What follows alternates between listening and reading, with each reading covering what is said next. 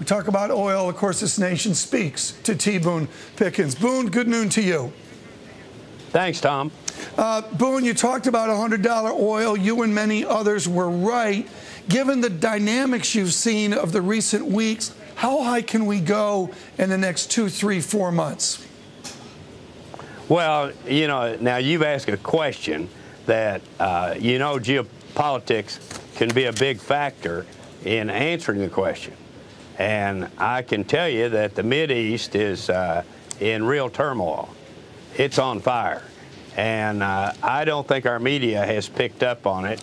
Once the Egypt deal moved out of the way, and then Libya, there are others, Oman, Algeria, even the Saudis, there may be something stirring there. The Iranians may have another, you know, problem.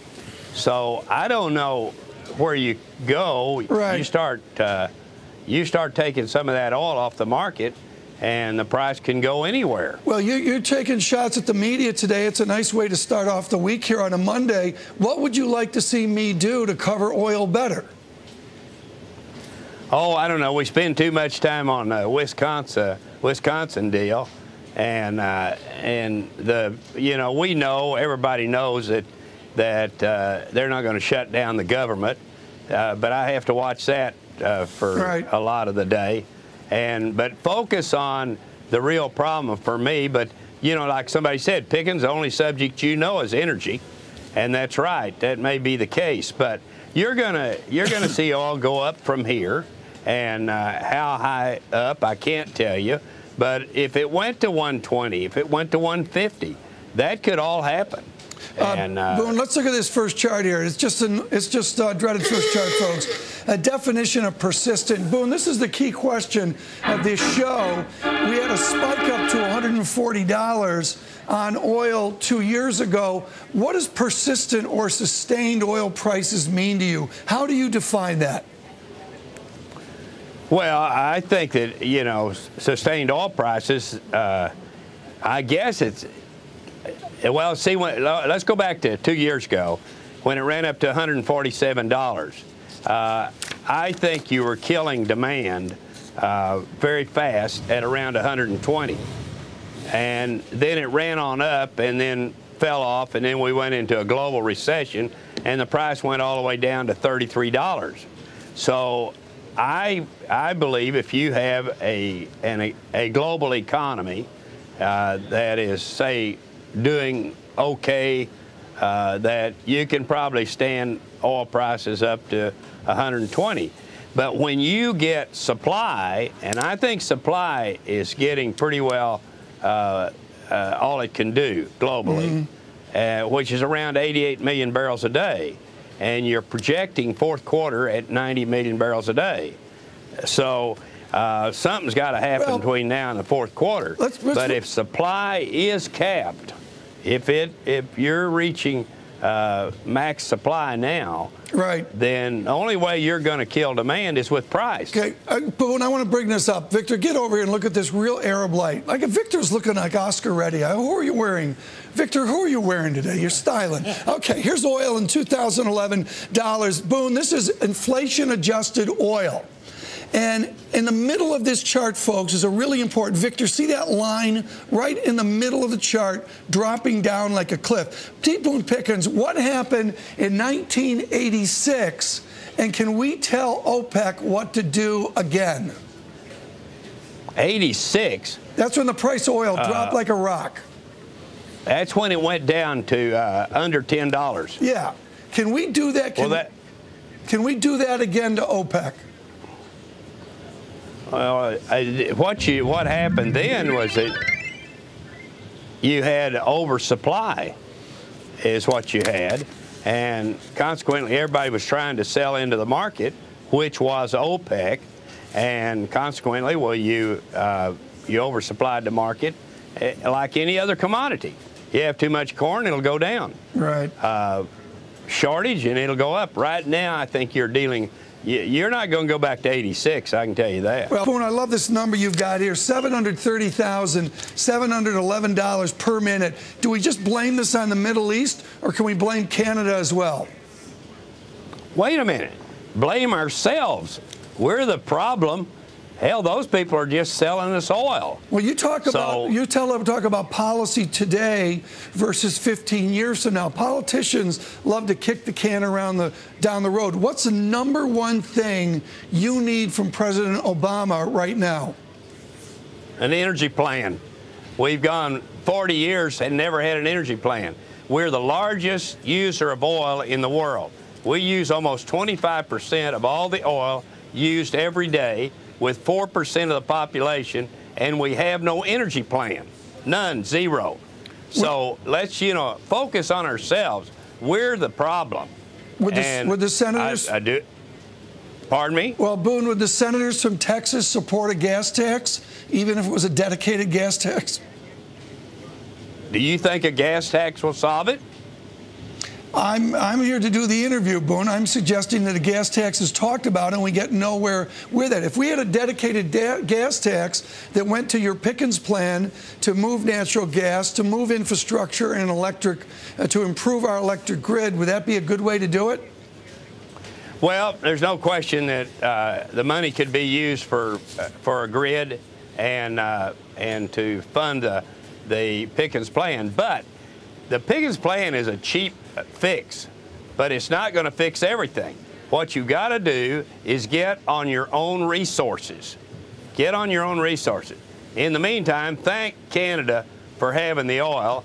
I don't thank the OPEC countries, because they are, no question, they set the price of oil, so it's not a free market.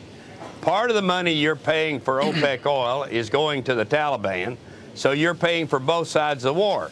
Now, stop right there and look at yourself, and you look pretty stupid. If you have resources to use and you're using the enemy's resources, not good.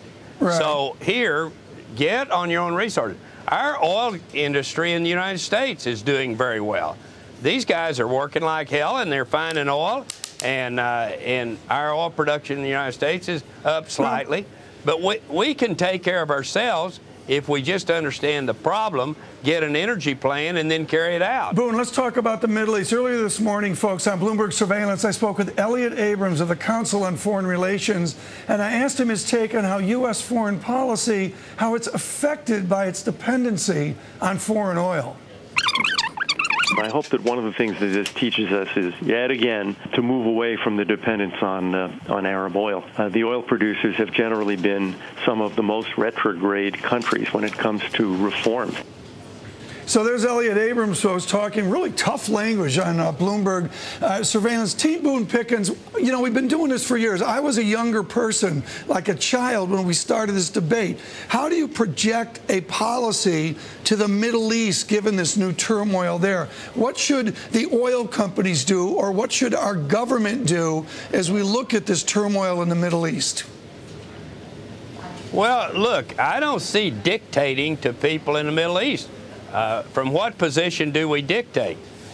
We need the oil desperately, and we have resources here. Develop your own resources. People around the world think we're stupid that we look to the Middle East to solve all of our energy problems. If you don't do anything, which you haven't for 40 years, if you don't do anything for the next 10 years, you'll be paying $300 a barrel for the oil. It's that simple. I mean, it's going to happen. I want to bring up chart 4 here, if you would, Victor. This is Cushing, Oklahoma, folks. This is the bottleneck. Boone Pickens knows it well. This is the Cushing, Oklahoma stock, and you can see they're up to their eyeballs in oil in Cushing.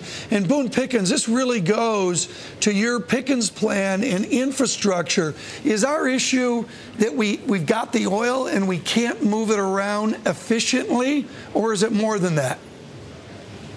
Oh, you can move the oil around efficiently. There's plenty of infrastructure to move oil. And I want to get on natural gas for heavy-duty trucks. Well, natural gas is the most widely distributed resource in America. It's up every street and down every alley. There's no trick to infrastructure. And don't think the government has to pay for the infrastructure. Industry can pay for that. Well, how would you do natural gas? Give us an update, the new amendments to the Pickens plan. You stated earlier we do not have an energy policy. What should be our natural gas policy? Well, I think that we're going to get a Natural Gas Act, and it will pass before July the 4th. It'll pass in the House overwhelmingly. You'll have over 300 votes for it, and it'll move to the Senate quickly and be passed this year. So you're going to have the start. That's not the total energy plan, but it will be the first step to an energy plan for America. Let's talk about the backdrop of this. Bring up elegant chart 2 here, folks. This is a chart we've shown before, Boone. We normalized oil demand in China and for the rest of the developed OECD. And it's no surprise, folks, the yellow line is the developed world demand for oil. It's even rolled over a little, as Boone Pickens talked about, at $120 a barrel a few years ago. But look at China's demand, up about 80% over 10 years. Remarkable, Boone. How do we manage our oil policy given China with their insatiable demand? Well, the first thing is that China, we're using 20 million barrels a day. China uses 10. We import 13. China imports 5. So China is way behind us on the use of oil. But the Chinese have spent over $200 billion buying and tying up, getting calls on oil. Can you imagine today, we spent $1.5 trillion, lost 5,000 people, and had 31,000 injured in Iraq. And guess who got the oil in Iraq? That's right, China. We got none of it. So we don't look after our business is one thing. When you look, Boone, just one final question, if we could. When you look here at the Pickens plan, and now we're back to the $100 a barrel oil that you predicted, Brent and NYMEX is spread so wide, the tensions that are out there, are any politicians listening to you in Washington? Oh, no question. I told you we're going to have, the House is going to pass this bill before July 4th. So they're working hard on it. I've met with them. Yes, they understand it, and they know that we have resources that we should be using instead of OPEC's oil. Now, Boone Pickens, thank you so much. Boone Pickens, folks, on oil.